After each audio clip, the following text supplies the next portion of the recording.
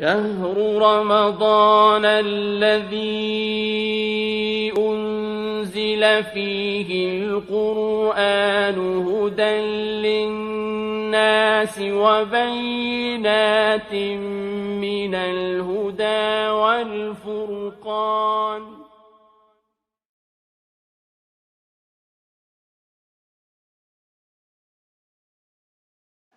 الحمد لله رب العالمين، والصلاة والسلام على أشرف الأنبياء والمرسلين سيدنا محمد وعلى آله وصحبه ومن سار على هديه إلى يوم الدين، وبعد، فلا زال لقاؤنا مستمرا ضمن سلسلة لقاءات ومجالس مسجد عمر بن الخطاب رضي الله عنه ببلدية سيدي محمد.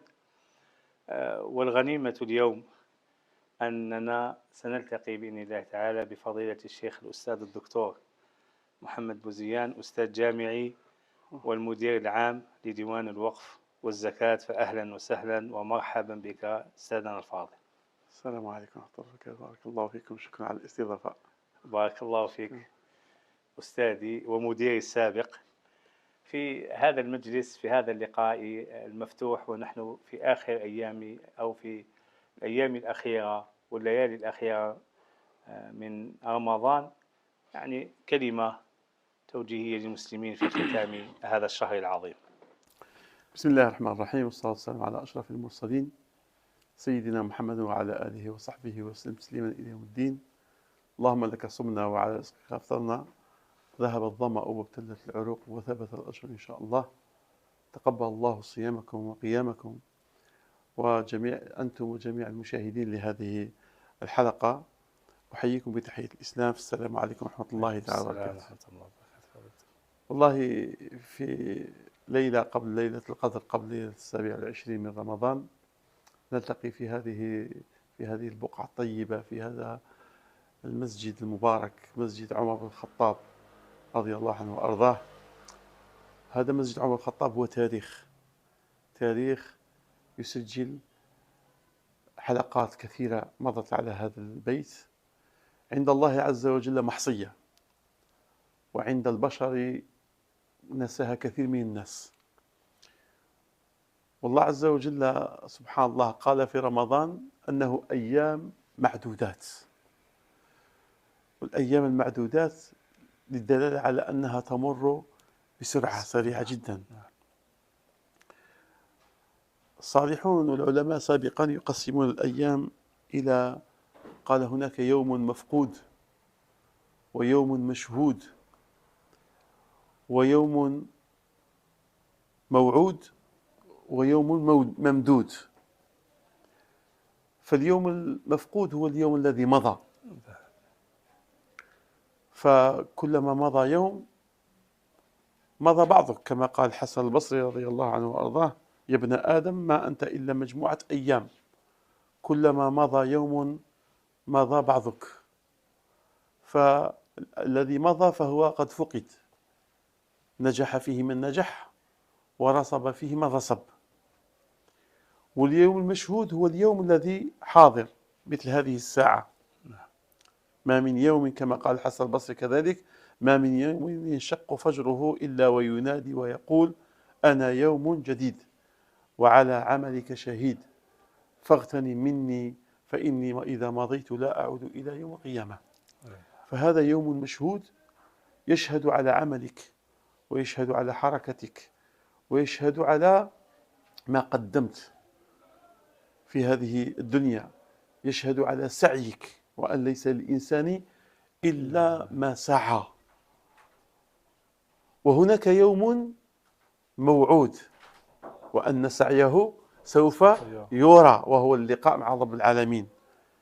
وعد من الله عز وجل بأن هذا السعي سوف يقيم، إن حسنا فأجر ورضا من عند رب العالمين، وإن كان غير ذلك فعقاب والعياذ بالله. ثم بعد ذلك يأتي اليوم، يوم ممدود، وهو لقاءنا في الجنة إن شاء الله. فأيام الجنة ممدودة للخلود كما وصفها القرآن الكريم. فالذكي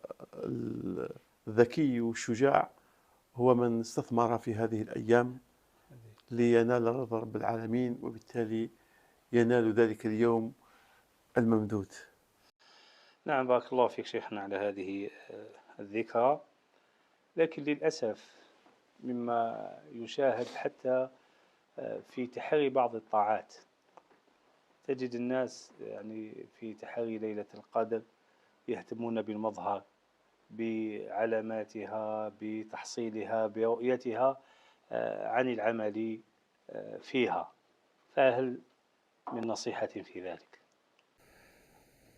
طبيعة البشر منذ أن بعث الله عز وجل نبيه والأنبياء من قبله أنهم يحبون أن يروا العلامات والإشارات، وهؤلاء المؤمنون هم مؤمنون، ولكن إيمانهم أقل من إيمان من وثق في النبي صلى الله عليه وسلم كإيمان أبي بكر. ما كان يحتاج إلى دليل ولا إلى برهان، وغيره كان يحتاج. فالخلق عند الله عز وجل يتفاوتون في قوة الإيمان، فهناك من يحتاج إلى بينة ويحتاج إلى دليل حتى يتبع، وهناك من لا يحتاج إلى دليل، إيمانه عميق. هذا العمق هو اللي يخليه لا يهتم بالمظهر بقدر ما يهتم باللب. يمكن للمؤمن أن يعرج إلى الرحمن بصلاته في أي وقت من الأوقات، وفي أي زمن من الأزمنة، وفي أي مكان من الأماكن. فالله عز وجل وعد في القرآن الكريم في أكثر من موضع بأن أوقات الإجابة ما يش ليلة القدر فقط، أوقات الإجابة كثيرة جدا. لعل ما ذكره ربي في القرآن الكريم في سورة قاف: ولقد خلقنا السماوات والأرض وما بينهما في 6 أيام وما مسنا من لغوب فاصبر على ما يقولون وسبح بحمد ربك قبل طلوع الشمس وقبل الغروب ومن الليل فسبحه وإدبار السجود. فمثال هذه الآية أن الله عز وجل يقول بأن أوقات الاستجابة متعددة. قال قبل الغروب، وقبل شروق الشمس، ودبر الصلوات بعد السجود. فهذه الأوقات ذكرها الله عز وجل غيرها في غير موضع آخر كذلك. فقوة الإيمان هي التي تترك الإنسان دائما مع الله. جعل الله عز وجل بعض الأوقات وبعض المناسبات وفضلها على بعض، كما فضل الأمكنة على بعضها وفضل الأزمنة على بعضها. فالصلاة في الحرم المكي ب100,000 صلاة، وفي الحرم المدني ب1000 صلاة، وفي بيت المقدس ب500 صلاة. كما فضل الجمعة على سائر الأيام، كما فضل رمضان على سائر الأشهر، كما فضل العشر الأواخر على سائر العشر، كما فضل ليلة القدر على غيرها من ليالي رمضان. ولكن هذا التفضيل هذا في الحقيقة مش مقصود بذاته، المقصود هو استمرارية الطاعة. الله عز وجل يطلب منا أن نكون في كل وقت وفي كل زمان أقرب إلى الله عز وجل. ولهذا يقول النبي صلى الله عليه وسلم في الحديث الذي يرويه عن ربه أن أحسن ما يتقرب به العبد إلى ربه هو ما فرض عليه، ولا زال عبدي يتقرب إلي بالنوافل حتى أحبه. لأن القصد وجهه من كل هذا هو أن ننال رضا الله، أن نكون من أوليائه. ألا إن أولياء الله لا خوف عليهم ولا هم يحزنون الذين آمنوا وكانوا يتقون. أولياء الله من هم؟ موش ناس غير عاديين، بالعكس أولياء الله هم منا وفينا، فقط التزموا بحدود الله. أولياء الله هم من كانوا مع الله، من كانوا يستشعرون وجود الله في حياتهم، فيبتعدون عن معاصيه ويتقربون إليه بصنوف الطاعات، حتى يصير الله عز وجل سمعهم إذا سمعوا، وبصرهم الذي يبصرون به، ويديهم التي يبطشون بها، كما جاء في الحديث. وما قال ولا زال عبدي يتقرب إلي بالنوافل حتى أحبه فإذا أحببته كنت سمعه الذي يسمع به، وبصره الذي يبصر به، ويده التي يبطش بها، ورجله التي يمشي بها، وإذا إن استعاذني لأعيذنه. فبالتالي تكون مع الله. ولهذا قال ذاك الشاعر: كن مع الله ترى الله معك. كن مع الله ترى الله معك. فإذا كان الله معك فأنت لا تحتاج إلى ليلة قدر، ولا تحتاج إلى جمعة، ولا تحتاج، ما دام معك رب الكون، رب الأوقات، ورب الأزمنة، ورب الأمكنة، فأنت مؤمن بهذه الطاعة ووجوبها في كل وقت وفي كل حين. نعم صحيح، هذه الأوقات فيها المجالسة، فيها تزاور، فيها المحال، ولهذا هذه كلها أعمال تترك الله عز وجل يحبك.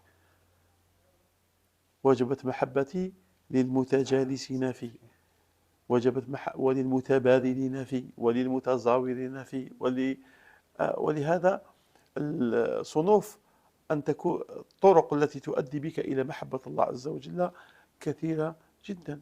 الطهارة في حد ذاتها تجلب المحبة، التقوى تجلب المحبة، إحسان يجلب المحبة. فألا تسمع بأن الله عز وجل قال في القرآن الكريم: إن الله يحب المتوكلين، إن الله يحب المحسنين، إن الله يحب المتقين، إن الله يحب المتطهرين. فهناك طرق كثيرة، لأن الأصل من كل هذه الطاعات الهدف منها وش هو أن ننال رضا الله عز وجل، وننال محبة الله عز وجل، ونكون من جنود رب العالمين. أولياء الله يحبهم ويحبونه. أن تتذلل إلى مسلم فهو طريق لمحبة الله. أن تأخذك العزة بالإسلام على أي شخص آخر كافر أو غيره فهو كذلك طريق المحبة. أذلة على المؤمنين يحبهم ويحبونه، أذلة على المؤمنين أعزة على الكافرين. فحقيقة ربي جعل الجنة هدف، رضاه هدف، والجنة كأنها غاية نقصدها، والسبيل إليها صنوف من الطاعات: الصلاة، الزكاة، الحج، الصيام، إلى غير ذلك. ومنها بعض النوافل التي حبب القرآن الكريم فيها، منها هذه صلاة التراويح، منها ليلة القدر وتحريها خلال العشر الأواخر من شهر رمضان. بارك الله فيك أستاذنا الفاضل وجزاك الله خير. وهذه ذكرى موعظة أن يستمر الإنسان بالعمل إلى حتى تأتيه منيته، واعبد ربك حتى يأتيك اليقين. وأحب الأعمال إلى الله أدومها وإن قل. والله سبحانه وتعالى محيط بخلقه بعلمه وقدرته سبحانه وتعالى، مطلع على السرائر، عالم بما تكن الصدور سبحانه وتعالى. فيكمن الإنسان ويستمر على الطاعة، ولا يكن طائعا لربه تائبا منيبا في رمضان، بل وبعد رمضان، إلى أن يلقى الله وهو على الطاعة.